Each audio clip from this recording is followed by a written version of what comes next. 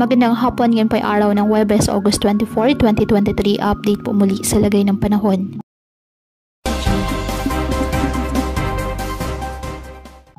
Lumakas at isa na pong ganap na tropical storm category ang bagyong Gureng ng international name na Saula. Taglay ang lakas ng hangin na 65 km per hour at bugsong 80 km per hour.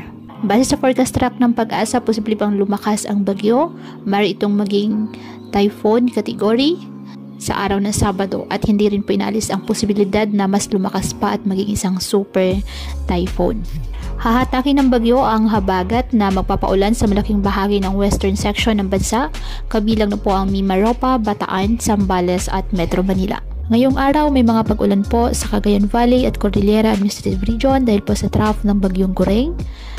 Posible po dyan ang mga pagbaha at pagguho ng lupa lalo na kapag may moderate with at times heavy rains.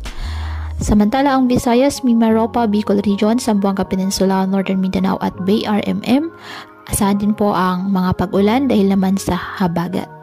Metro Manila, nalalabing bahagi ng bansa.